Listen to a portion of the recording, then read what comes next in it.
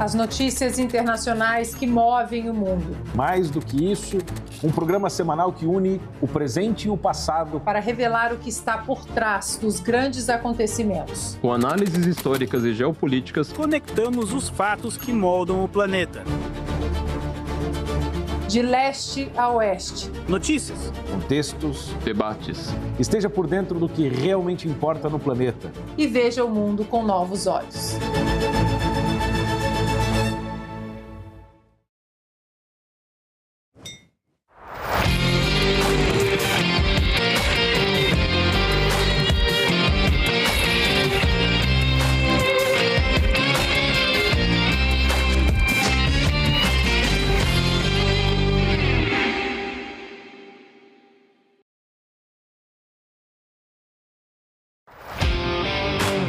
Nascida em Salvador, Eliana Calmon é formada em Direito pela Universidade Federal da Bahia. Na mesma instituição, concluiu especialização em processo civil. Na magistratura, foi procuradora da República, juíza e desembargadora federal. Em 1999, foi nomeada ministra do Superior Tribunal de Justiça, a primeira mulher a ocupar o cargo.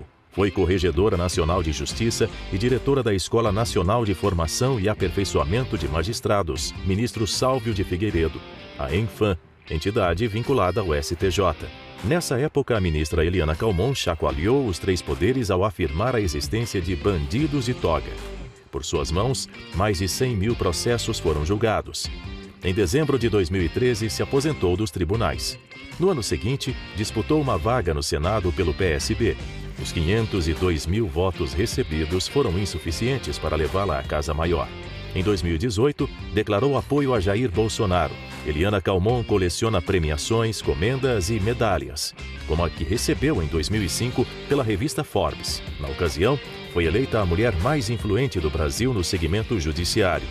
Uma defensora da liberdade, Eliana Calmon segue na linha de frente no combate à corrupção e ao ativismo judicial. Para falar sobre os rumos do Brasil e da advocacia nacional, assim como os impactos das decisões do governo Trump ao STF, o Arena Oeste desta semana recebe a magistrada, jurista e professora Eliana Calmon.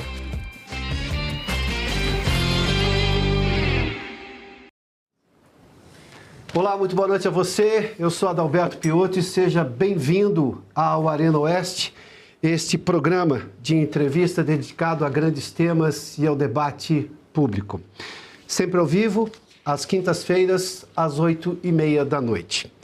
Na edição de hoje, nós recebemos a jurista, magistrada e professora Eliana Calmon.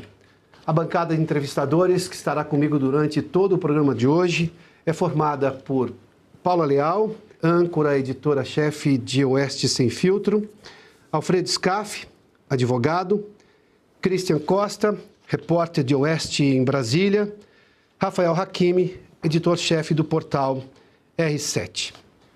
Sejam todos muito bem-vindos. Doutora, é um privilégio recebê-la aqui. Muito boa noite à senhora.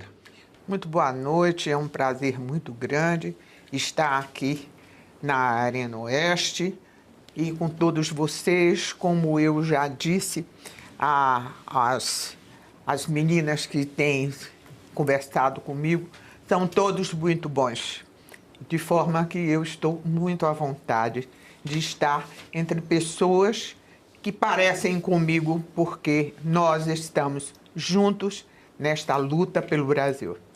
Doutora, me permita fazer só uma lembrança de Rui Barbosa nessa minha primeira pergunta e depois eu vou usar aqui com todas as vênias parafraseá-lo. Mas na oração aos moços, Rui Barbosa, num dos trechos do livro, na verdade, do discurso dele, ele diz o seguinte: de tanto ver triunfar as nulidades, de tanto ver prosperar a desonra, de tanto ver crescer a injustiça, de tanto ver agigantar em si os poderes nas mãos dos maus, o homem chega a desanimar da virtude, a rir-se da honra, a ter vergonha de ser honesto. Acho que boa parte de nós leu esse trecho, sobretudo este trecho de Rui Barbosa, em algum lugar ao longo de nossas vidas. Eu usei aqui dizer que vou parafrasear Rui Barbosa. Então, doutor, eu lhe pergunto o seguinte, levando em conta toda a sua carreira e a sua luta pessoal pela moralidade do judiciário. Quando a senhora vê colegas do judiciário, juízes, operadores do direito, que obviamente reconhecem e conhecem a realidade, não podem alegar ignorância do que está acontecendo nesse momento, a senhora imagina que essas pessoas estão com vergonha de serem honestas, com medo de serem honestas, ou estão sendo muito bem pagas para não serem honestas? Estão com medo de falarem que são honestas. Estão com medo de dizer que não aceitam muitas das coisas que estão ocorrendo na área jurídica e não só na jurisdição, mas através de todo o movimento que passa pela justiça. Funcionários públicos tornaram-se, porque não têm mais poderes. Os poderes dados aos juízes, isto foi cassado. E cassado porque qualquer mal-estar que o sistema tenha com a manifestação do magistrado, ele pode ser punido e até perder o cargo, como tem acontecido algumas vezes. E isso faz com que haja um medo de falar, um medo de se posicionar.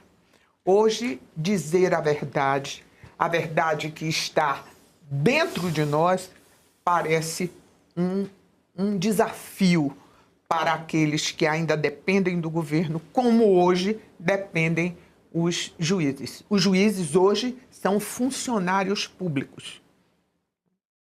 Aqueles poderes todos dados na Constituição, isso aí, se o sistema quiser, bota abaixo de uma forma muito eficaz.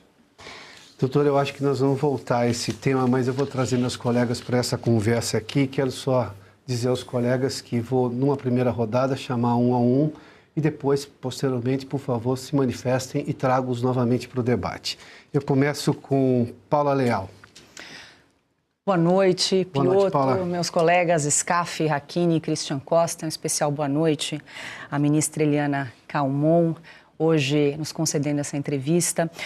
Eu gostaria de aproveitar e pedir um parecer da senhora de um caso de ordem prática. Foi aberta uma ação nos Estados Unidos contra o ministro Alexandre de Moraes por duas empresas, a Trump Media e também a plataforma Rumble. Eles enviaram uma notificação para o STJ e a PGR emitiu um parecer opinando para que o ministro Alexandre de Moraes não fosse notificado pelo STJ. Conversando com alguns advogados, eles disseram que não caberia ao STJ avaliar o mérito, o conteúdo dessa notificação, mas apenas realizar ali o trâmite técnico jurídico para que a autoridade brasileira, para que o ministro, no caso, fosse notificado, citado dessa ação que corre nos Estados Unidos. A PGR, inclusive, alegou que isso violaria tratados internacionais, a independência do Poder Judiciário, a soberania nacional. Eu gostaria muito da sua avaliação a respeito desse parecer da Procuradoria-Geral da República e também do STJ diante dessa notificação que hoje está na mesa ali dos ministros do STJ. Eu entendo que para se fazer a notificação de um ministro do Supremo Tribunal Federal, o único tribunal possível seria o Superior Tribunal de Justiça, porque eles, os ministros do Supremo, constituem a última instância, de forma que não vai julgar, não vai decidir, não vai diminuir, nem vai aumentar, vai apenas ser um porta-voz de uma decisão tomada por um governo estrangeiro. De forma que eu entendo que, lamentavelmente, a PGR errou, porque efetivamente seria o Superior Tribunal de Justiça o tribunal competente para fazer essa notificação. Agora, o que acontece é que existe dentro do Supremo Tribunal Federal uma hierarquia. E eles não aceitam que o STJ tenha competência que venha a afrontá-los com uma notificação. Isso está na lei? Não.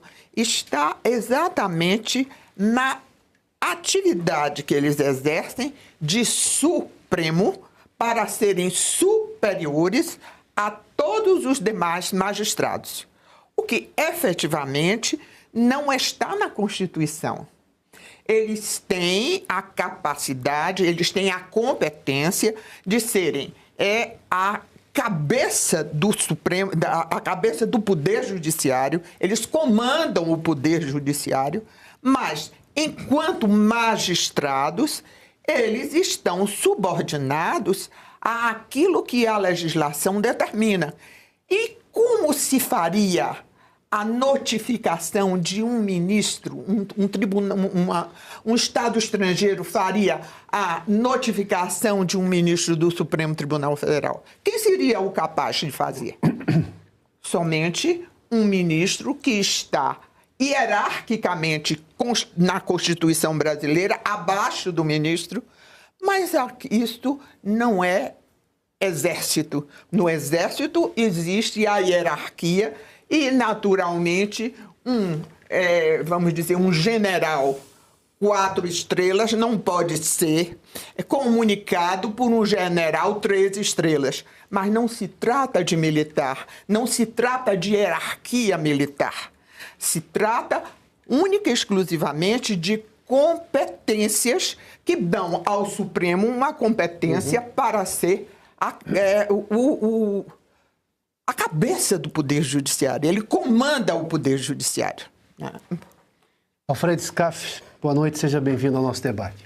Bom, primeiramente, muito feliz de estar aqui na sua frente. Eu tenho uma admiração muito grande pela senhora e quero agradecer o convite de estar aqui nessa mesa. Quero te fazer uma pergunta no seguinte sentido. A gente está muito cansado como advogado e eu quero agradecer a senhora por estar advogando, porque a senhora é um orgulho para a advocacia hoje. A gente está muito cansado dessa notícia de cotidiano, porque a gente nunca imaginaria na nossa vida de advogado que o Supremo Tribunal Federal fosse notícia de cotidiano. Isso não acontece em nenhum país do mundo. Isso acaba invertendo a separação de poderes, isso adoece os outros poderes e é o que está acontecendo hoje no Brasil, esse sentimento que nós temos. A Ordem dos Advogados do Brasil é a única instituição que é constitucionalmente reconhecida como essencial à administração da justiça. O Conselho Federal da Ordem, por meio do seu presidente, está extremamente tímido com todos esses acontecimentos. E eu entendo, na qualidade de advogado, que a OAB teria o poder dessa independência, porque não precisa de órgão público, não precisa de verba pública, é sustentada pelos advogados, para tornar essa independência mais efetiva e cobrar o respeito à Constituição. Por que isso não está acontecendo, doutora Eliana? Olha, eu venho observando essa dificuldade que nós estamos tendo e este cansaço que nós estamos tendo diante de diversas instituições brasileiras.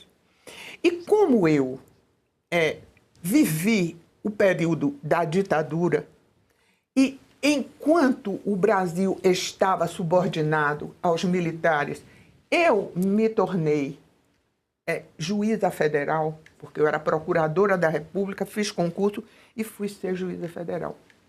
Eu nunca vi os meus colegas magistrados com tanto receio, nunca vi os advogados com tanto receio dos militares como hoje tem receio do Supremo Tribunal Federal. Para mim, isso é uma coisa que eu não consigo explicar. Porque o Supremo sempre foi, para mim, o Supremo. Eu sou juíza de vocação, eu fui juíza porque eu escolhi ser juíza e sou extremamente obediente.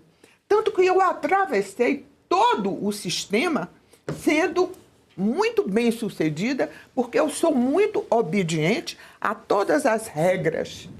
De forma que eu posso dizer o seguinte, eu sempre respeitei muito o Supremo Tribunal Federal, porque era um tribunal que nós olhávamos e podíamos até não concordar, mas tínhamos o direito de escrever e dizer não concordo e pedir data vênia, porque não estávamos concordando. Sim.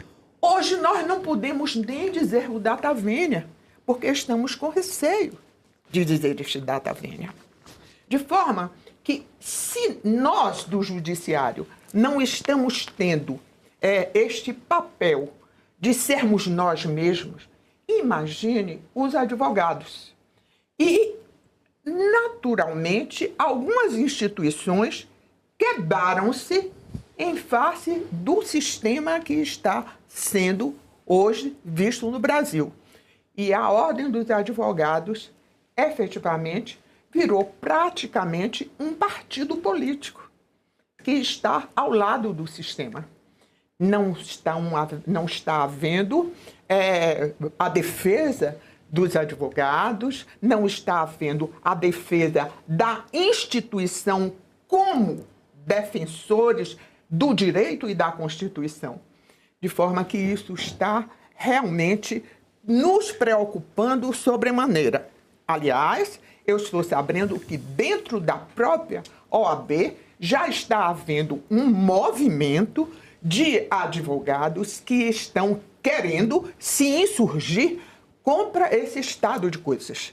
Nós temos de enfrentar efetivamente para cumprirmos a Constituição.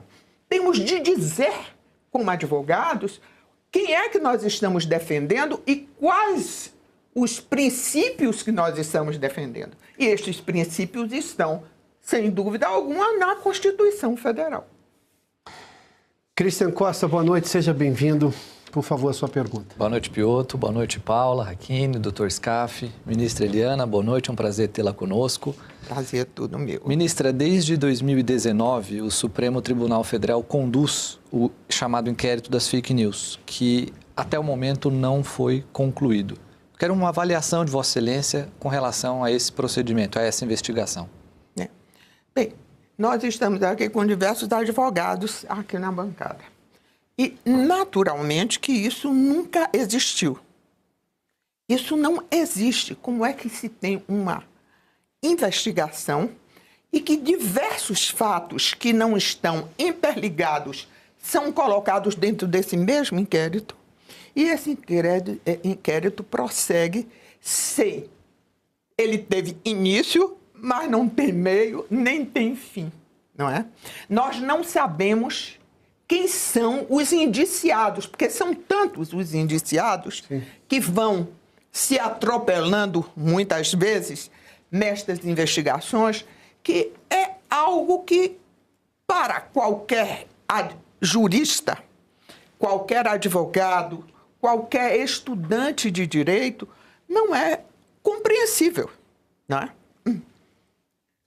Rafael Hakimi, por gentileza, boa noite, sua pergunta. Boa noite, ministra, boa noite, colegas. Ministra, é uma pergunta que eu pego o gancho sobre o STF. Hoje, a escolha dos ministros leva em conta aqueles critérios que nós já conhecemos. Então, reputação ilibada, o saber jurídico, a idade. A minha pergunta é, esses critérios não são muito amplos? A escolha do ministro do STF não deveria levar em conta outros pré-requisitos? E, emendo, a senhora avalia como a possibilidade de ministros do STF terem um mandato, então um prazo para terminar? Na realidade, quando nós estávamos trabalhando com a Constituição de 88, a ideia era fazer do Supremo Tribunal Federal um tribunal constitucional, onde eles ficassem com a competência de guardião da Constituição e eles tivessem, como quase todos os países, tivessem um mandato. Né? Mas o Supremo Tribunal Federal, eles próprios se rebelaram contra aquilo. Eles não aceitaram absolutamente. Então, nós terminamos criando um aleijão. Qual é o aleijão?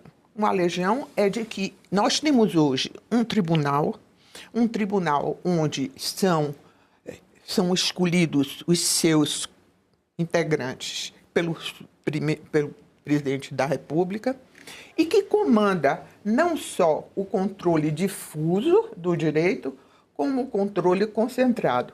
Quero explicar. O controle concentrado são as ações diretas de constitucionalidade, onde se vai julgar diretamente a Constituição para todos. E o controle difuso é quando se vai julgar os processos individualmente.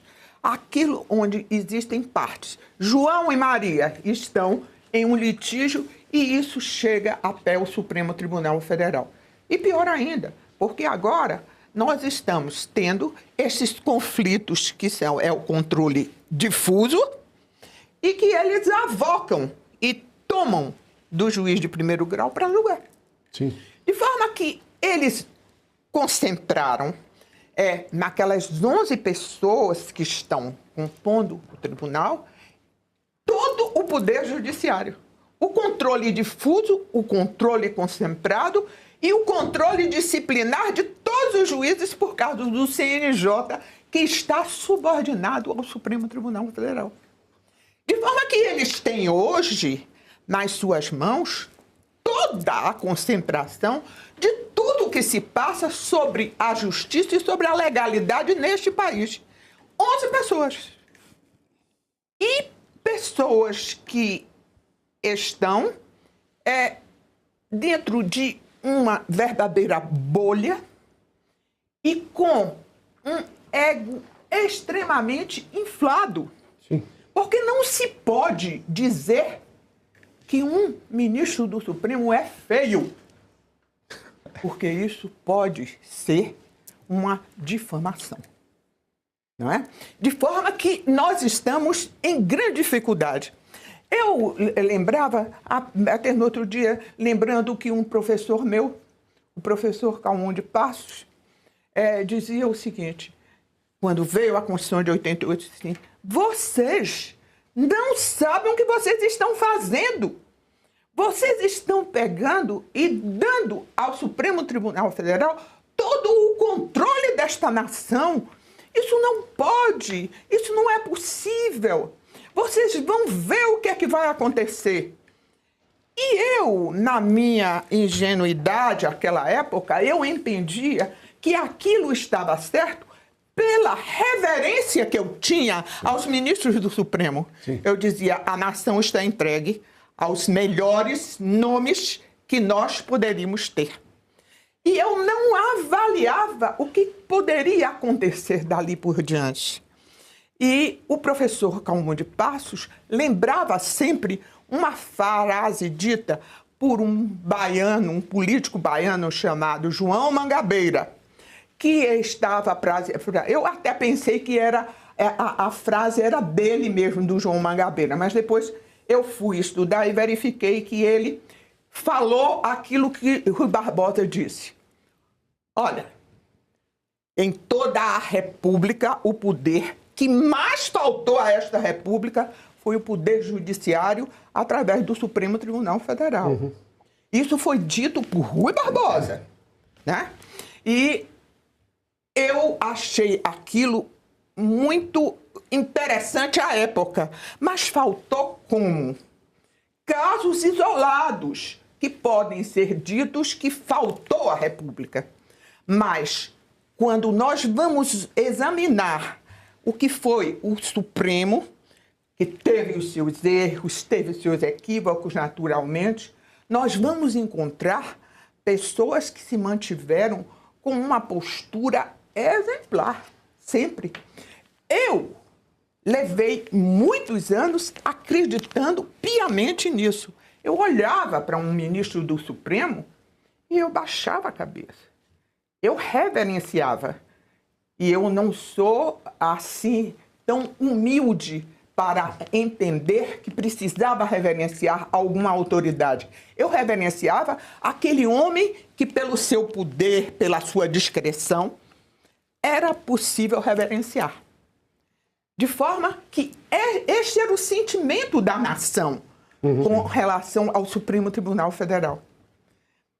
Ministra, a senhora, antes de eu abrir a roda para mais perguntas do debate, a senhora vê alguma possibilidade de um exame de consciência no atual Supremo de retroceder nesse alto poder, nessa bolha que eles se colocaram?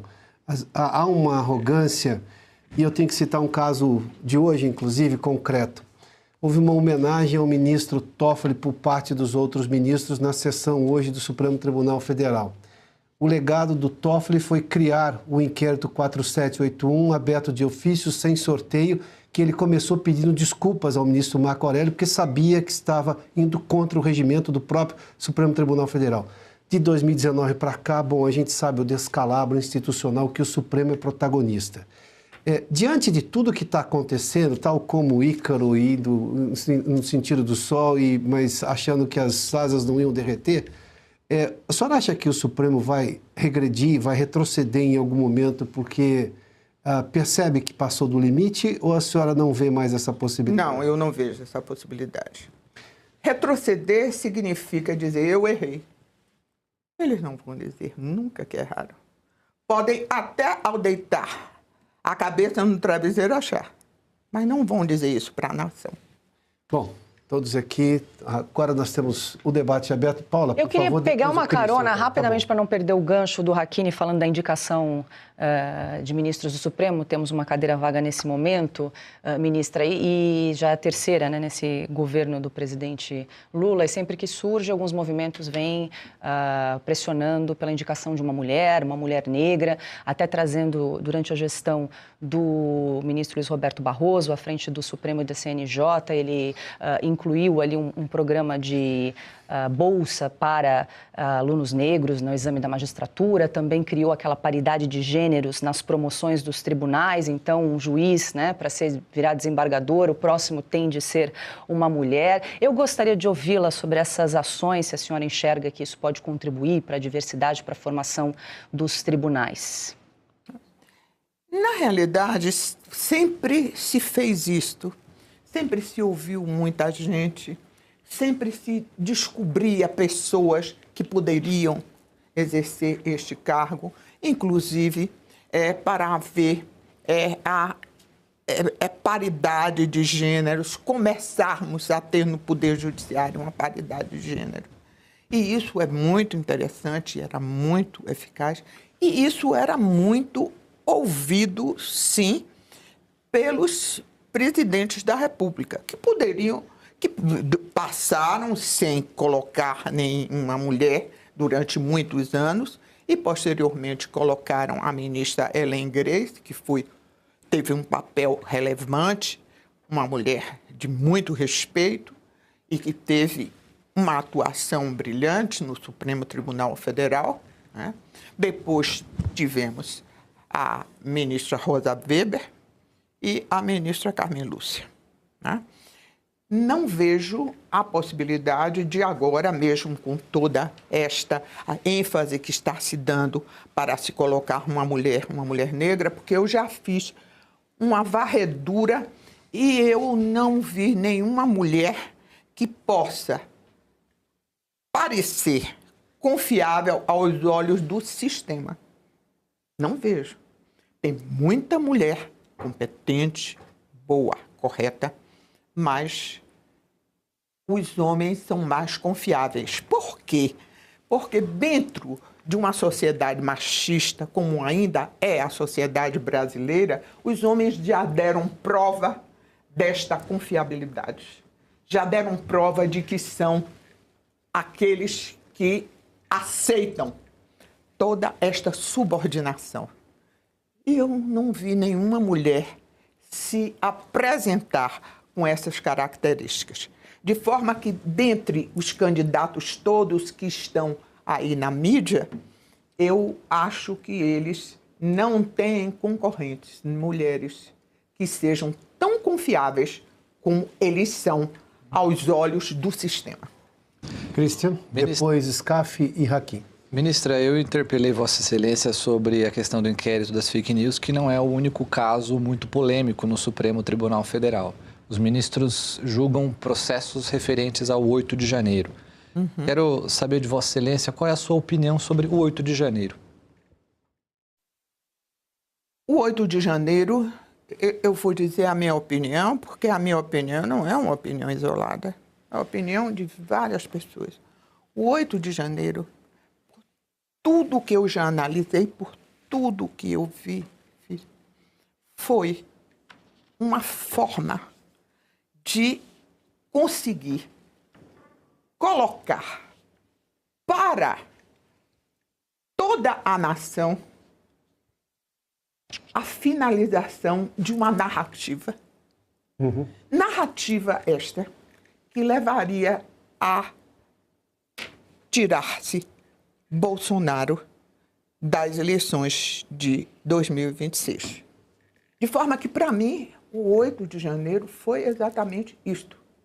Porque aquelas pessoas que estavam nas portas dos quartéis, com o terço da mão, rezando, fazendo tudo. Vários amigos meus faziam parte dessas, tanto em Salvador como aqui em Brasília, dizia, aquilo ali é uma ordem total. Os militares nunca fizeram absolutamente nada. Tanto que no dia, e isso está tudo provado, no dia 8 de janeiro, quando os militares chamaram aquelas pessoas e disseram, entre nos ônibus que agora nós vamos para a Praça dos Três Poderes. Eles foram, achando que alguma coisa ia acontecer. Então eu não posso aceitar que o dia 8 de janeiro foi o dia onde queriam dar o golpe final. O golpe final, com mulheres de 73 anos, 61 anos, vendedor de picolé, vendedor de bandeira. Um governo que, enquanto governo, abriu um prazo de transição do governo Lula, que nomeou os ministros militares apontados por Lula.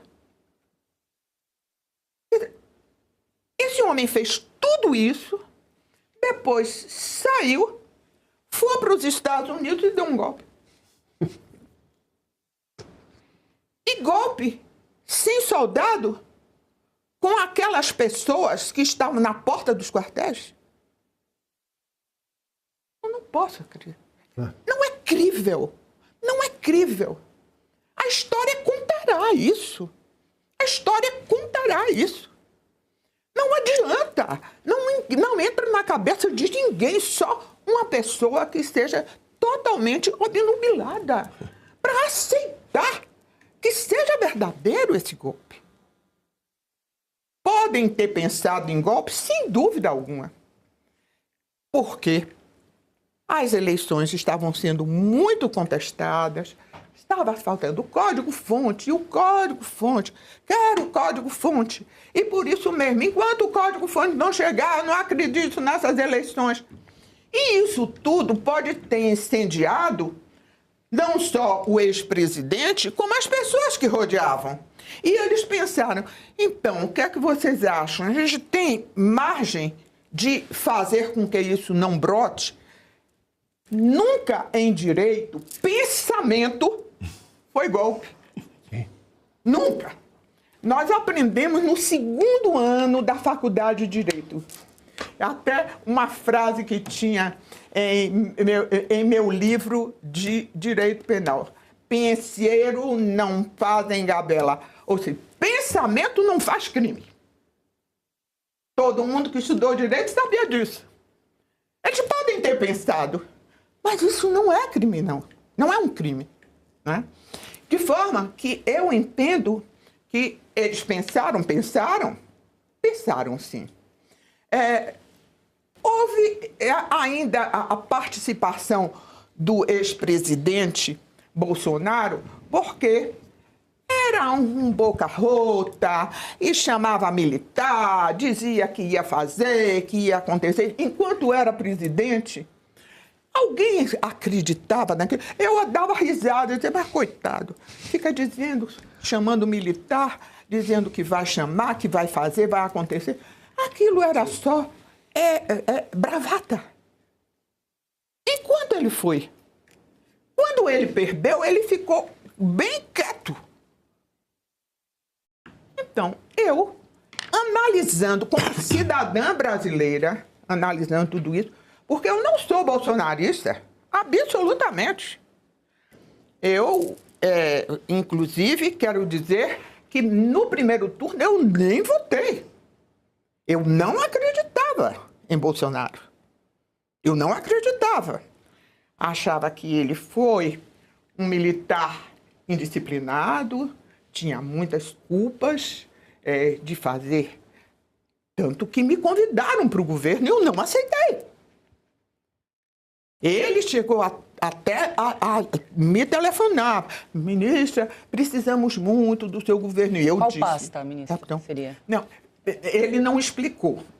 Era o Bibiano, que foi aluno meu. Logo no começo do governo, então. Logo no começo do governo. E quando ele não tinha ainda tomado posse, o Bibiano botou para ele falar comigo, eu falei. Eu chamava ele capitão. Capitão, eu estou aqui para servir ao seu governo no que o senhor precisar, mas não para assumir cargo. Eu sou advogada, já tenho meu escritório, tenho meu compromisso com os meus clientes e com os meus juízes e com os meus advogados que estão comigo. Eu não posso assumir, mas estou aqui para o que o senhor quiser. E quero lhe dizer que eu tenho 2 prioridades. As minhas prioridades são poder judiciário, que muita gente não sabe mexer no poder judiciário, no poder legislativo. Eu tenho esta prioridade. E a outra prioridade seria o direito da mulher. Falei isso com ele. Não quero nada, nenhum cargo. Deixa eu só pedir desculpa ao Scaf e ao Hakimi, eu preciso fazer um rápido intervalo, a gente volta em instantes nessa conversa com a doutora Eliana Calmon. Só avisar mais uma vez a nossa audiência, Silvio Navarro, o titular aqui do Arena Oeste, está de férias, por isso a minha presença aqui, ao lado de colegas, nessa conversa com a doutora Eliana Calmon, que a gente volta logo depois desse intervalo, que é bastante rápido.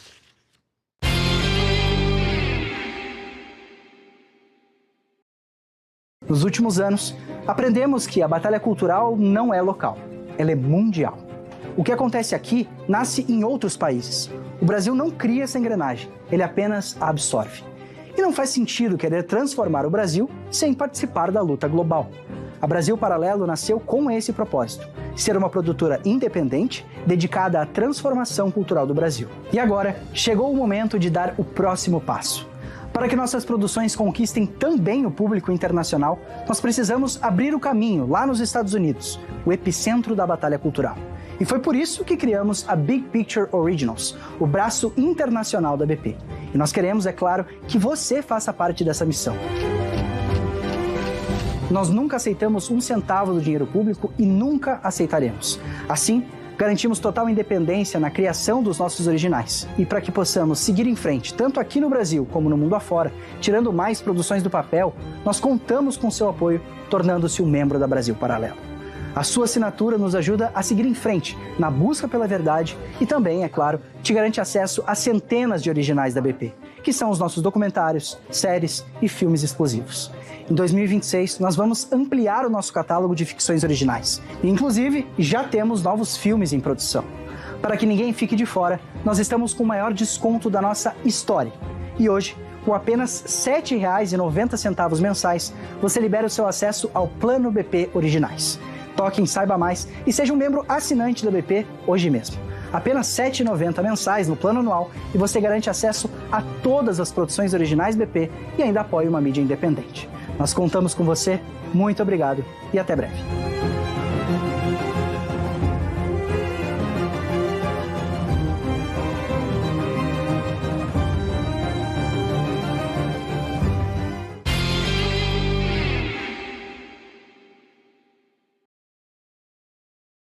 De volta ao Arena Oeste desta noite de quinta-feira aqui pelos canais da Revista Oeste. Nós estamos nesse momento com mais de 20 mil telas simultâneas acompanhando este Arena, que hoje tem como convidada Eliana Calmon, ministra, ex-ministra do STJ. Como eu prometi antes do intervalo, Scaf, por favor, sua pergunta.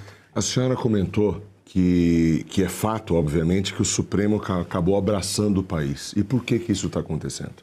Porque a nossa Constituição parece mais um código do que uma Constituição. Ela é muito grande.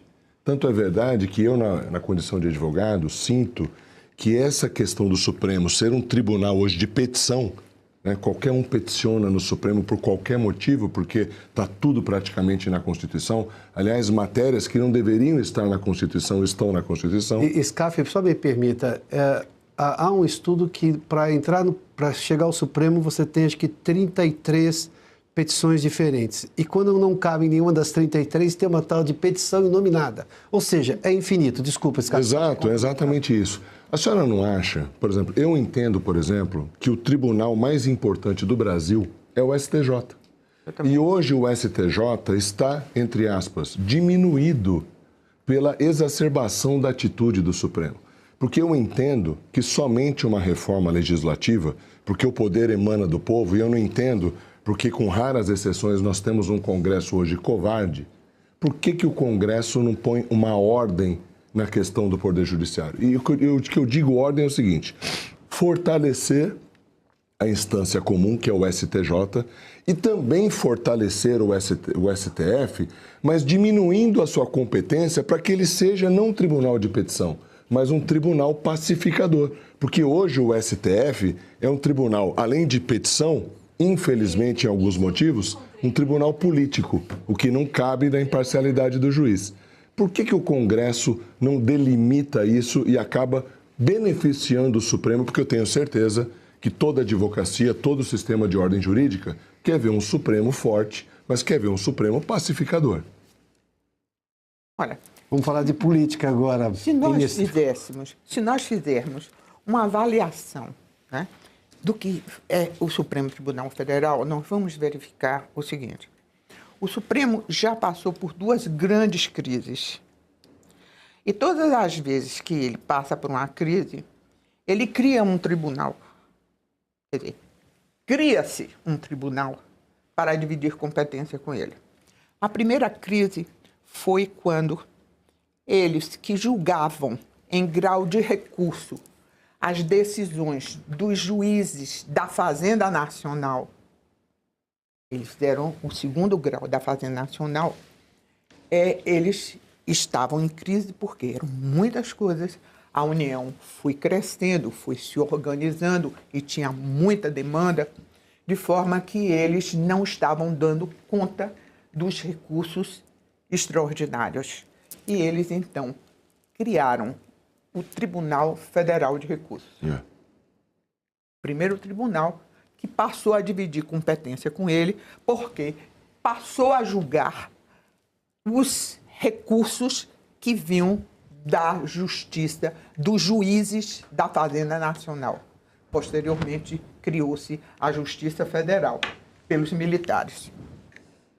A segunda crise foi quando eles, com essa competência gigantesca da Constituição de 88, onde eles estavam julgando o controle difuso e concentrado, porque eles não abriram mão dessa competência. Sim. E eles criaram 1000 artifícios para jogar fora muito recurso extraordinário que não tinha grande importância. E eles, então, criaram o Superior Tribunal de Justiça para dividir a competência. E que competência era esta? Tudo que fosse constitucional ia para o Supremo. E tudo que fosse infraconstitucional iria para o Superior Tribunal de Justiça. Tanto que se pensou que o Superior Tribunal de Justiça, criado com 33 ministros, logo depois seria um tribunal muito maior. A sede do STJ foi feita para ficar com 66 ministros, né? 66 ou 67 ministros, sendo assim mais ou menos como é a Corte de Cassação italiana, que são muitos, né? Muitos componentes. Mas o Supremo não aceitou essa divisão da forma como está na Constituição. Nunca aceitou bem, porque como a Constituição brasileira ela é extremamente detalhada, como o doutor Alfredo falou, o que é que aconteceu? Tudo está na Constituição. Então eles pegavam aquilo que era político, mesmo que a decisão tivesse sido pautada em uma legislação infraconstitucional, eles entendiam que eram eles. E eles levavam para o Supremo Tribunal Federal. E eles foram se abarrotando de processo, porque é humanamente impossível, em um país como o Brasil, um tribunal com 11 criaturas terem exatamente, né, a competência do controle difuso e concentrado. De forma que eles se viram a braços com uma terceira crise. E essa terceira crise, ela terminou por explodir no governo Bolsonaro. Porque essa terceira crise é transformar o Supremo em um tribunal constitucional. E o Boca Rota ficou o tempo todo a bater nessa tecla. Pois é. Vou transformar. E isso é uma questão de honra. O Supremo nunca aceitou abrir mão, porque abrir mão do controle difuso é abrir mão de poder. Porque é no controle difuso que se fazem todos os conchavos políticos. É no controle difuso que está o poder dos governadores, dos prefeitos. É onde se faz os conchavos políticos. É no controle difuso. E, desta forma, eles não aceitam. Porque eles iam perder o controle. E nesta terceira crise, que não era mais possível criar um outro tribunal para resolver o problema da terceira crise, eles tomaram o pulso de serem um tribunal político. Sem como nenhum pudor. Eles próprios estão a dizer que eles têm o poder político. Não o poder político que tem o juiz, porque todo juiz tem poder político, porque está decidindo o destino da nação. Seja de um grupo de pessoas, ou seja, entre duas pessoas. Mas é um poder político. Mas é um poder político partidário, onde se toma partido, inclusive se toma partido e se toma partido ideológico. Sim. O que não existe e não pode existir em nenhum poder judiciário. Haquini. Ministra, continuando no tema do Supremo Tribunal Federal, com a aposentadoria do ministro Barroso, o ministro Luiz Fux solicitou a mudança de turma, né, da primeira para a segunda turma. Minha pergunta é a seguinte: a senhora entende que com essa mudança o ministro Fux leva consigo os processos, relatoria dos processos com ele e os recursos também? Essa é a primeira questão. E eu gostaria de lembrar que um dos recursos que está nas mãos do ministro Fux é aquele apresentado pela defesa do ex-presidente Bolsonaro da ineligibilidade no TSE. Eu posso responder de duas formas, dizendo o seguinte: eu não sei porque o direito que hoje está sendo aplicado eu não aprendi. Agora, se eu for falar sobre o direito que me foi ensinado e que eu ensinei aos meus alunos, é o seguinte: aquele juiz que julga um processo, ele fica vinculado a esse processo. E ele tem de terminar, mesmo que ele passe para outra turma. Ele só perde esta capacidade se ele se aposentar. Então, mas ele continua vinculado. De forma que eu tenho duas formas de responder. Eu não sei como é que eles vão decidir, porque hoje o regimento interno do Supremo Tribunal Federal, ele vem mudando, né? Ele muda. Um pouco antes do julgamento do ex-presidente, foi mudado, né? Aparelhado, né? De forma que eu não sei como é que eles vão fazer. Eu não sei. Mas, se for pela letra da lei processual vigente agora, como está no Código de Processo Penal e no próprio regimento interno, ele fica vinculado ao processo. Ministra, juízes se manifestam nos autos, mas esse Supremo não leva isso ao pé da letra de jeito nenhum. O próprio ex-presidente do Supremo, Barroso, é o que se pode chamar, talvez, do mais eloquente deles. Ele adorava falar, cantava, dava entrevistas, antecipava voto. Aliás, não só ele, vários outros. O Christian Costa está conosco aqui, que cobre a justiça em Brasília, os tribunais superiores, em especial o Supremo Tribunal Federal, tem dito que o ministro Fachin, agora presidente da Corte, pretende, digamos, tirar o holofote do Supremo. A senhora acha que ele vai conseguir? A senhora vê realmente essa intenção por parte dele? Porque o Supremo virou notícia de qualquer coisa hoje no Brasil, menos do que ele deveria ser como guardião da Constituição. Eu continuo dizendo que eu não sei como é que o Supremo faz ou fará.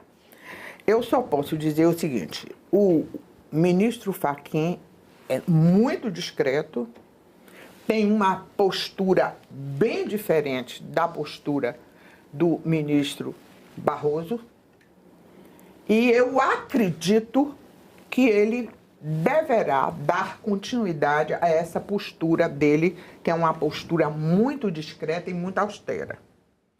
Principalmente porque ele precisa restaurar um pouco a imagem do Supremo Tribunal Federal. E esta imagem será um pouco restaurada se ele tiver essa postura. Tá, a austeridade, ministra, só me permite insistir nesse ponto. Para ser austero, ele vai ter que cortar, me permita aqui a analogia, asas de ministros que voam muito além da corte. Um presidente do Supremo consegue fazer isso? Eu entendo que dentro do que está se passando hoje, onde já está incomodando esta posição deles dentro da sociedade brasileira e perante as nações civilizadas, eu entendo que eles vão começar a baixar um pouco essa forma de proceder. Este ego talvez comece a diminuir um pouco. E o ministro Fachin consiga alguma coisa. E conseguirá porque ali é uma confraria. Sim. Ali são todos por um. E um por todos. É muito difícil haver uma discordância dentro do Supremo Tribunal Federal. Muito difícil, muito difícil. Essa discordância do ministro Luiz Fux, que eu conheço muito bem, ele foi meu colega durante muitos anos no Supremo Tribunal, no Superior Tribunal de Justiça. Eu fiz campanha para ele chegar ao STJ como um grande juiz que foi, como um grande professor que foi, né? Inclusive, o meu filho, quando meu filho começou a fazer estágio, eu achei que o meu filho teria de fazer estágio no gabinete dele, diante do quanto eu o considerava. Né? E eu posso dizer que foi uma exceção da exceção, é porque ele já chegou ao último nível de tolerância. Por isso ele chegou a dizer o que ele pensa, porque muitos ali não dizem o que pensam. Dizem aquilo que precisa ser dito porque faz parte de uma confraria. Queria só aproveitar, o SCAF falou... Pois não. Mas vamos lá, o SCAF falou do STJ, a senhora estava falando ali da composição, o STJ está no centro aí de um escândalo de venda de sentenças, há uma investigação por parte da Polícia Federal, o processo corre em sigilo no STF, houve já demissão, inclusive, de um servidor, a senhora já foi corregedora nacional de justiça, a senhora acredita numa investigação aí que consiga efetivamente responsabilizar e punir, porque não é só um, né? Imagino que seja toda uma engrenagem ali do sistema funcionando por parte de servidores, lobistas, advogados também. Tem muita gente envolvida, é uma operação complexa ali de investigação interna. Olha, o que eu posso dizer é o seguinte, e vou dizer a pé com conhecimento que eu tenho da casa é o seguinte: essa questão de vazar decisão de ministro, de assessor se unir a lobista, é coisa velha, que já havia muito tempo. E todas as vezes que isso havia, os ministros tinham uma postura muito rígida. Eu vi, isso ninguém me contou. A Polícia Federal saiu com um assessor de um ministro algemado de dentro de um gabinete de um ministro do STJ. Porque eles tinham muito cuidado com isso. Esta última investigação causou muita estranheza. E por que causou muita estranheza? E eu estou falando aqui com toda a sinceridade. Não estou aqui querendo defender colegas, mas os 4 primeiros ministros que foram indicados como envolvidos nessa loucura de venda de sentença são ministros acima de qualquer suspeita. Pode perguntar a qualquer advogado. Não estou absolutamente exagerando. Tem uns que a gente até poderia acreditar, mas aqueles 4 que foram indicados, e os senhores que são advogados sabem do que eu estou falando. De forma que surgiu a última novidade, foi de que este lobista começou a misturar os advogados com os ministros que ele tinha contato através dos assessores com os ministros que eram corretos, misturar nos telefonemas para começar a despistar. Eu não sei. Isso aí, quem tem de saber é a Polícia Federal, né? E até agora é muito difícil se fazer apuração de ministro, seja do STJ, seja do Supremo Tribunal Federal. Eu não vi até agora. Nenhuma investigação, a não ser aqueles que extrapolaram. E posso dar alguns exemplos. Não vou dar exemplo porque todo mundo sabe. Ministros que saíram, inclusive, do STJ por questão de investigação por corrupção. Né? Por corrupção. Christian, depois vou para cá. Christian, por favor. Ministra, voltando à questão da atuação do Supremo, o Piotr observou que o ministro Fachin tem essa intenção, ou se ele vai conseguir ou não, a gente não sabe, mas de tirar o Supremo do foco. Paralelamente, ocorreu, há não muito tempo, a aplicação da Lei Magnitsky no ministro Alexandre de Moraes e, ao mesmo tempo, outras sanções contra demais ministros, como o cancelamento de vistos. Como é que Vossa Excelência avalia a aplicação dessas sanções aos ministros e se essas sanções têm capacidade de fazer com que o Supremo se contenha? Veja bem, eu não sou, assim, expert no direito internacional para saber até onde vão as consequências da Lei Magnitsky. Mas o que eu posso dizer é o seguinte: o que eu vejo é a aplicação de uma lei estrangeira de caráter até universal, porque vários países adotam esta lei,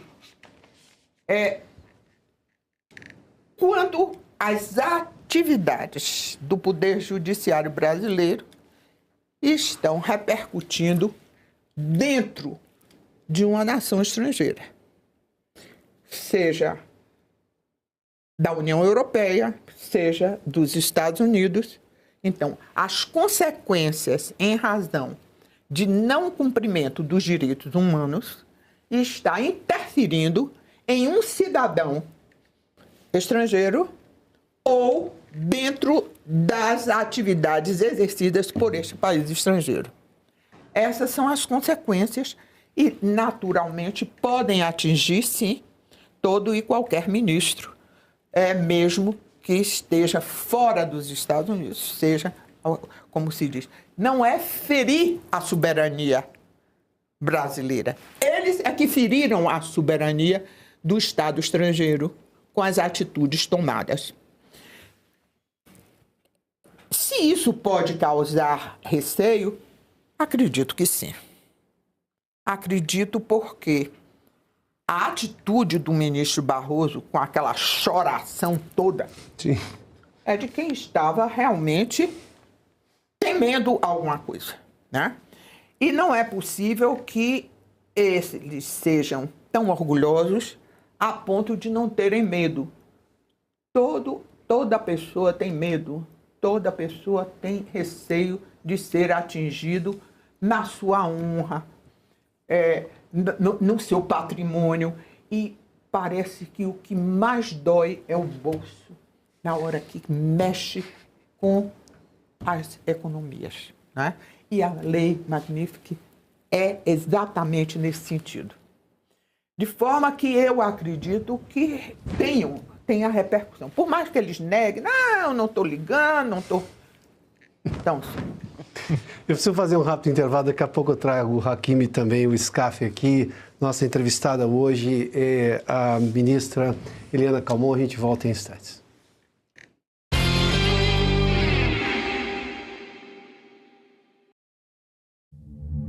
O ano de 2026 tem tudo para mudar os rumos do Brasil.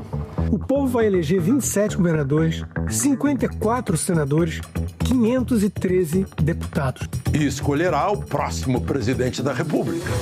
Informação é a chave para decidir esse jogo.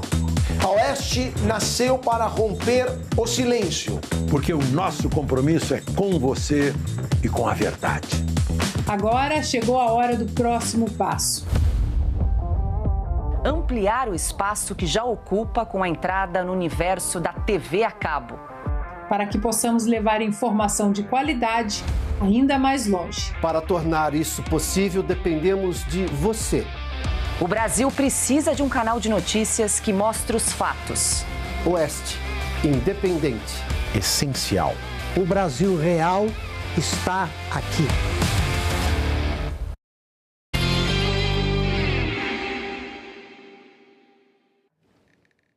Já de volta aqui, você vê que a conversa continua aqui nos bastidores durante o intervalo, já de volta com este Arena Oeste aqui. Mais uma vez eu preciso só lembrar, Silvio Navarro, o titular desse programa, está de férias.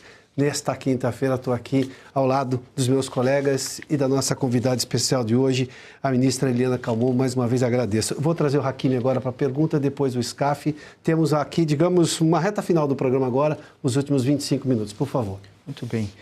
Ministra, em relação à Operação Lava Jato, lá de trás, quando ela começou, ela tinha grande apoio da opinião pública, era um sucesso e, ultimamente, as pesquisas mostram que ela é mais reprovada do que aprovada. Qual que é a avaliação da senhora? Qual que é o legado que a Lava Jato deixa para o judiciário brasileiro? Olha, isso aí eu sei bem, porque eu tive contato com o pessoal da Lava Jato, o juiz Moro, o Delanhol também. Eu tinha uma atividade, né, enquanto estava se processando a Lava Jato, eu estava na ativa e na Corte Especial eu tive muitos processos de operações muito graves, até o início de tudo, que foram as empreiteiras de construção civil. Quem deu entrada nisso tudo foi eu, com a Operação Navalha, onde uma construtora baiana estava chefiando uma grande quadrilha que se estendia por 8 estados da federação, que eram todas ligadas à construção civil. E tudo feito através das emendas parlamentares. E que eu peguei assim, com vontade mesmo de resolver, né? E eu A polícia chegou a fazer um mapeamento, a Polícia Federal estava muito boa, o Ministério Público também estava muito bom nessa ocasião. E eles fizeram um mapeamento de tudo, assim, entregaram, assim. E eu dizia o seguinte, agora nós sabemos onde está o ovo da serpente, né? O ovo da serpente está no poder legislativo, nas emendas parlamentares, que isso contamina os ministérios, e os ministérios, então, chamam as empreiteiras. E aí é que começa tudo. Nós vimos coisas, eu vi coisas do Arco da Velha. Eu tenho uma fotografia, porque depois de quase terminado a Operação Navalha, eu tirei uma fotografia dos autos, que eram assim, muitos e muitos tomos, né? Muitos e muitos tomos. Aquilo imenso. E isso tudo foi jogado fora. Porque mudou a jurisprudência do Supremo. Porque o Supremo dizia o seguinte, se você começa um processo com pessoas que têm foro especial, mesmo que a pessoa perca o cargo que determinou o foro especial, o processo continua. Isso mudou. Quando mudou, diz o seguinte, o processo começou na Corte Especial do STJ, porque tinha conselheiros do Tribunal de Contas, tinha governador, tinha até ministro de Estado. Se essas pessoas perderam o foro especial, este processo vai para o juiz de primeiro grau. E assim, este processo da Operação Navalha foi todo retaliado. Um pedaço foi para o Maranhão, outro pedaço foi para Sergipe, outro pedaço foi para Alagoas, e assim sucessivamente. Ora, quando o juiz recebe uma prova por metade, é uma confusão horrorosa. Era confuso para mim, que estava desde o início tocando o processo. Imagine para um juiz que recebe aquele pedaço de processo. Todos os processos são arquivados. Não deu em nada. Então, quando surgiu a Lava Jato, eu disse, olha aí o ovo da serpente. A mesma coisa em muito maior extensão. E eu sempre fiquei muito preocupada com o desenvolvimento daquilo. E mesmo conhecendo a capacidade do juiz Moro, eu dizia o seguinte, eu tenho a impressão que tem alguém que organiza isso para o Moro, porque ele não é possível que esse homem tenha esta capacidade de julgar tantos processos. Mas ele foi de uma tenacidade muito grande. E aí, dois fatos que depois que eu fiquei sabendo, eu verifiquei que foi um grande erro que ele cometeu. O primeiro fato é um fato que está nos jornais e tal, porque ele se inspirou muito no pessoal das Mãos Limpas da Itália. Sim. Esse pessoal vinha aqui, até porque lá procuradores da República tornam-se magistrados, né? Depois tornam-se magistrados. Então, muita gente que funcionou como um Ministério Público já era juiz nessa ocasião. E vinha para aqui e dizia o seguinte, olha, vocês tomem cuidado, vocês estão trabalhando muito, vocês já foram mais longe do que nós fomos.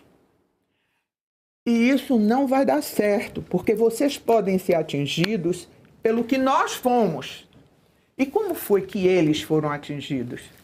Campanha de descrédito contra o pessoal que trabalhou no processo das Mãos Limpas.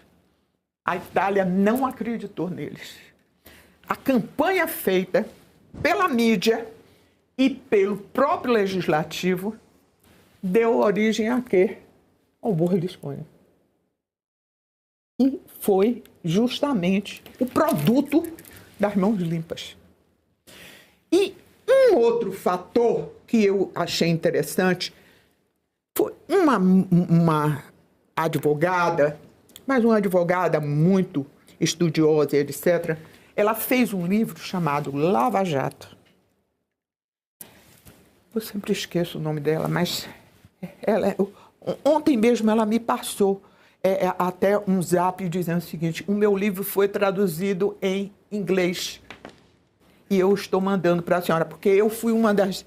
Eu dei depoimento nesse livro. Ela fez um livro onde ela escreveu sobre a Lava Jato, mas ela não dá nenhuma opinião dela. Ela descreve o que aconteceu, mas ela coloca todas as pessoas que trabalharam neste processo dando depoimento. Eu, inclusive, dei um depoimento, né, para este livro. E eu li neste livro o depoimento de um procurador da República, que foi o primeiro a trabalhar e a conduzir os outros procuradores. Chama-se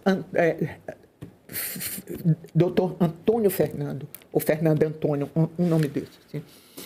E ele dizia o seguinte: eles começaram a investigar e eles começaram a se entusiasmar, e o Dallagnol era um dos mais afoitos e muito entusiasmado, e o Fernando virou e disse o seguinte, porque quando eles começaram, eles deram no Planalto. E o Fernando disse assim: está na hora de nós pararmos. Vamos parar por aqui, porque o sistema não vai aguentar uma operação desta. Vamos parar. E eles não aceitaram. Não, agora que nós chegamos nisso, nós vamos dar continuidade. E a Polícia Federal incentivava também. Porque, não, nós vamos conseguir e tal. E ele se aposentou. Tanto que eu achei muito estranho a aposentadoria dele, estive até com ele participando de uma mesa de debate, e eu perguntava, mas se aposentar agora, que a Lava Jato está dando certo e etc. Ele disse, eu estou muito cansado e tal. Mas ele se aposentou por não aceitar que desse continuidade a isso. Tanto que ele ficou fora de toda esta desmoralização que fizeram. Scaff. Eu quero te fazer uma pergunta para a senhora no sentido da política internacional com relação ao que os Estados Unidos estão mexendo na geopolítica do mundo. Diariamente, o presidente Trump recebe líderes internacionais na Casa Branca, quase que diariamente. Ele tem viajado o mundo inteiro, tem tentado pacificar uma série de situações e interferido economicamente com a questão das tarifas. A senhora entende que ele vai conseguir, porque o que tentaram contra ele, aquela tentativa de assassinato, era justamente para que ele não participasse da eleição. A senhora acha que ele consegue, e tem esse objetivo, está mais do que claro, mudar a geografia da América Latina para trazer a América Latina como aliado dos Estados Unidos e começando com eleições livres aqui no Brasil? Olha, eu não sou muito conhecedora da geopolítica internacional, a não ser como cidadã brasileira, leitora de algumas coisas interessantes e tal. A impressão que me dá é o seguinte: o Brasil é de uma importância fundamental para os Estados Unidos, porque aqui é o grande laboratório para se instalar aquilo que o Che Guevara queria, que era justamente fazer da América Latina, de um modo geral, um continente comunista, né? Como ele queria. Então, isso nenhum americano de bom senso acha possível que o Brasil vire Cuba ou uma Venezuela. De forma que isso é que me dá a convicção de que ele vai continuar a não querer que aqui vire uma Venezuela ou um Cuba. Porque Cuba eles não perdoam. E ele está correto, na sua opinião?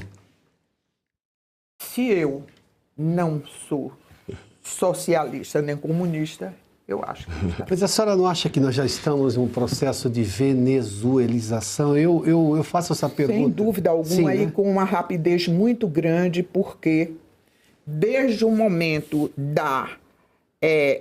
do momento onde houve aquela fase de transição de governo, eles já chegaram prontos. Eles tinham tudo no Foro de São Paulo. Eles chegaram prontos. Foi rápido. E eles estão de uma rapidez incrível. Eles dominaram a universidade, eles dominaram as mídias, não é? Então, o processo é um processo muito rápido. E eles já estão bastante adiantados. E os nossos, a nossa política de direita é muito frágil. Ficamos muitos anos dominando e hoje nós não sabemos lutar. Nós não temos militância. Nós temos algumas pessoas que não se agradam com o regime comunista. Não se agrada com aquilo que falam que é um regime socialista. Mas não militam. Eles militam. Eles são fervorosos. Nós não temos essa militância. E isso é que nos causa muito problema. Os Estados Unidos, até para conseguir uma adesão grande, eles terão dificuldades pelo povo que nós temos. Nós temos um povo que gosta de ver as coisas nos lugares, aceitam. Eu sei disso porque, enquanto eu fui corregedora, eu tive uma aceitação popular muito grande, que eu não esperava. E todo mundo aplaudiu. Eu já saí da corregedoria desde 2012. As pessoas ainda me param na rua para dizer: olha, a senhora foi isso, a senhora foi aquilo. Quer dizer, queriam as coisas certas. Sim. Mas só queriam. Nada fizeram para isso. De forma que nós temos de mudar muito para termos pessoas que aceitem ser militantes, correr risco, muitas vezes correndo risco, mas serem fiéis àquilo que acreditam. Temos mais 7 minutos antes da pergunta do chat. Paula, depois... Eu queria mudar radicalmente de assunto, falar um pouquinho de privilégios, sobre privilégios do Poder Judiciário. Me chamou a atenção uma entrevista que o ministro do STJ, o Mauro Campbell, concedeu ao Estadão recentemente. Ele que é corregedor nacional de justiça. Ele criticou várias questões envolvendo o judiciário e ele manifestou o interesse dele em acabar com a jornada de trabalho TQQ, que eu confesso que até então não conhecia. Não sei se vocês todos da bancada conhecem, TQQ, terças, quartas e quintas. Ou seja, 3 dias de trabalho, quando alguns juízes cumulam ali algumas comarcas e trabalham em outras varas, né, simultaneamente, então acumulam ali as audiências na parte da tarde, enfim. Ele manifestou esse interesse e aí ele, inclusive, compartilhou que levaram esse julgamento para a CNJ, eu vou trazer as palavras dele porque me chamou a atenção. Para chegar a esse julgamento, aspas, o relator quase apanhou. Associações de classe quase deram nele. Fecho aspas para o corregedor desse relator que quis acabar com essa jornada de trabalho terças, quartas e quintas. Também criticou a questão da aposentadoria compulsória, que na visão dele seria uma premiação, né, para o juiz que comete algum desvio de finalidade, ou seja, ele para de trabalhar e recebe o salário compatível ali com o tempo de contribuição. Fora isso, são 60 dias de férias, auxílio paletó, deslocamentos, alguns tribunais que concedem alimentação, saúde, enfim, alguns juízes ganhando mais de R$1 milhão em todas as indenizações, com todos os acúmulos. Queria ouvi-la a esse respeito, porque me parece que o corregedor é bastante crítico em relação a essas questões. Se a senhora acha possível que alguém, algum dia no sistema, no governo, possa realizar uma reforma administrativa que mexa realmente, né, nesses privilégios e nos supersalários? Não. Isso passa pelo Supremo Tribunal Federal. O Supremo Tribunal Federal tem de dar apoio ao CNJ de forma incondicional. E isso não acontece. E eu posso dizer porque eu quis mexer, eu não consegui. Eu não consegui. E eu tive apoio de alguns ministros. Eu sou uma sobrevivente do sistema. Sobrevivente. Eu ia lhe perguntar o que a senhora consideraria, depois de todo esse tempo, a senhora acabou de responder, uma sobrevivente. Sobrevivente, sistema. Mas quando eu saí da corregedoria, que eu voltei para ser ministra, que eu adorava julgar, eu adorava ser ministra do STJ. Depois de conhecer tudo e conhecer as entranhas, eu não consegui mais ser ministra. Eu achei tudo enfadonho. Eu achei tudo mentira. Ficar ali julgando, conheço o recurso, não conheço o recurso. Julgo em favor de João, julgo em favor de Maria. E o que está atrás? As associações são sindicatos, verdadeiros sindicatos. O ministro Campos está muito bem intencionado, ele vem do Ministério Público, ele tem uma formação parecida com a minha. Mas ele não vai conseguir. E mais ainda, o corregedor tem prazo de validade. Ele fica 2 anos. Ele sai. Mas a pergunta da Paula, e se a gente mudasse a lei? Porque o Congresso não age. Para acontecer essas mudanças no Judiciário, não adianta a gente interna corporis achar que o corporativismo do Judiciário vai acordar e dizer, estamos exagerando. Tem coisa que não tem que mudar a lei? A própria lei orgânica da magistratura. E quem é que muda a lei? O Congresso. Esse Congresso. Então, esse é o problema. Cristiano, eu tenho só a pergunta do Cristian e a pergunta do chat. Nós estamos na reta final aqui, por favor. Ministro, eu quero voltar à questão do 8 de janeiro que nós tratamos. Hoje estão discutindo 2 maneiras de lidar com essa questão.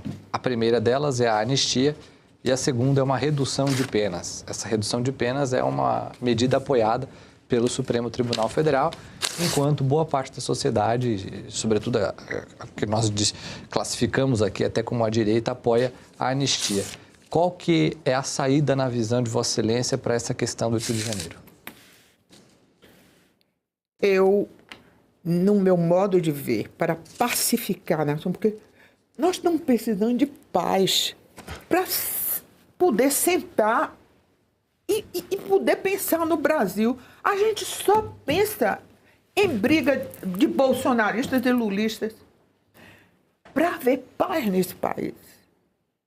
Só a anistia. Eu não vejo. Vão diminuir a pena? Não vai adiantar. Precisava paz. Só existe paz na sociedade com o poder judiciário instituindo essa paz. É isso que nós precisamos. Nenhum país, nenhuma democracia pode resistir se não tiver um judiciário que resolva os conflitos da sociedade. E não tem causado mais conflitos diariamente? Mais conflito. Quando abre a boca, é um conflito. Tem de trazer paz para a sociedade. Ele foi desde a origem de poder de alguém que se chama juiz, antes de Roma até, eles foram instituídos para pacificar. Sim. E é isso que nós precisávamos. Se a gente pudesse pegar um super psiquiatra, um super analista, e botasse 11 analistas, um em cada gabinete, para ver se aquelas cabeças chegavam à paz social. Mas cada vez nós temos mais conflitos. E parece que quando eles pensam em endireitar, eles entortam mais. Ministra, eu tenho agora a pergunta do chat aqui. Vamos lá, Vivi, porque a pergunta talvez seja o começo de onde vem essa não pacificação, né, do país. O Weber Franco Vilas Boas pergunta, Piotr, pergunta aí quem soltou Lula, vai? Essa é a pergunta do Weber Franco aqui. Imagina ele esteja se referindo justamente àquela anulação de todas as decisões da Justiça Federal de Curitiba, que não foi só de Curitiba, foi também em Porto Alegre e também no STJ.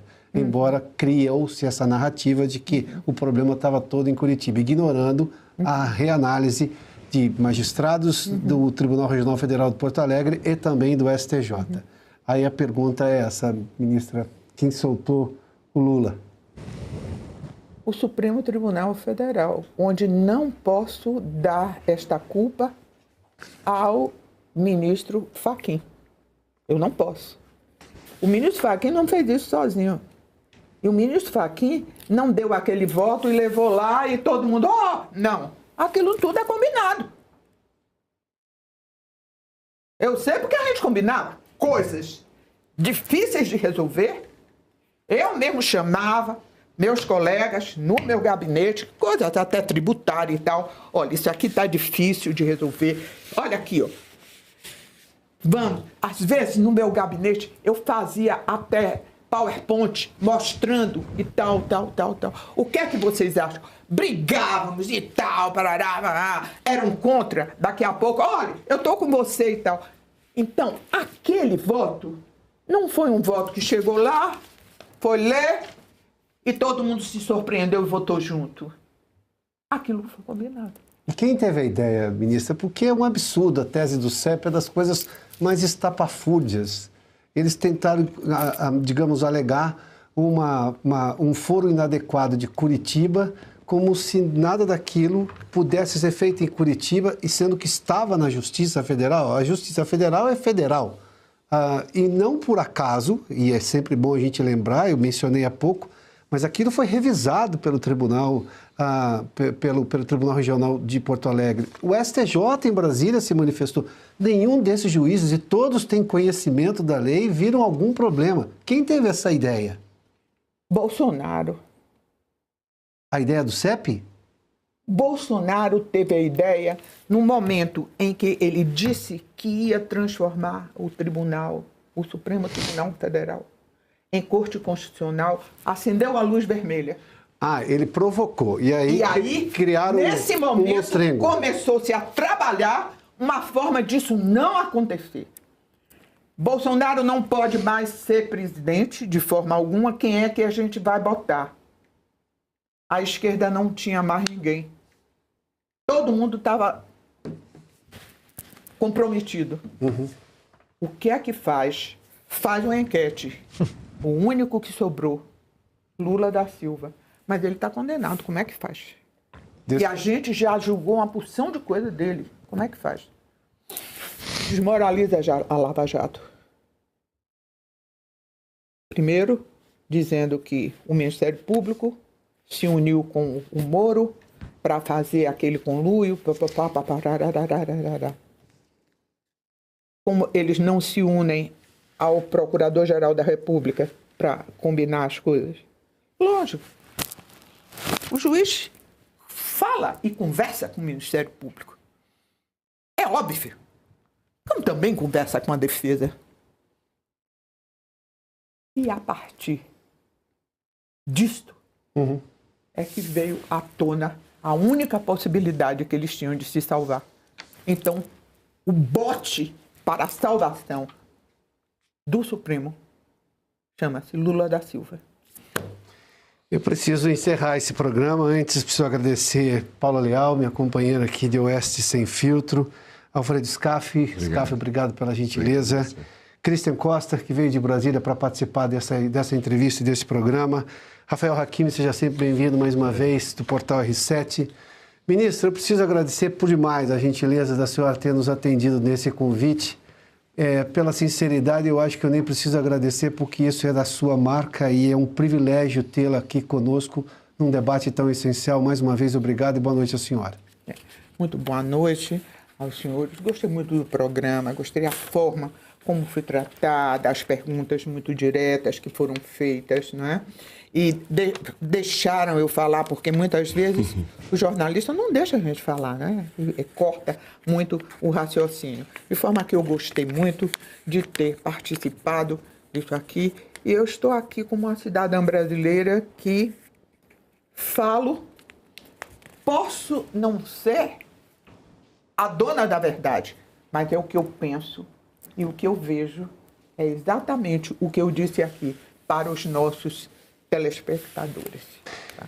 Ministra Eliana Calmon, muito obrigado pela gentileza. Aos meus colegas, uma vez mais, obrigado. A você que nos acompanhou, obrigado. Boa semana e até a próxima quinta-feira.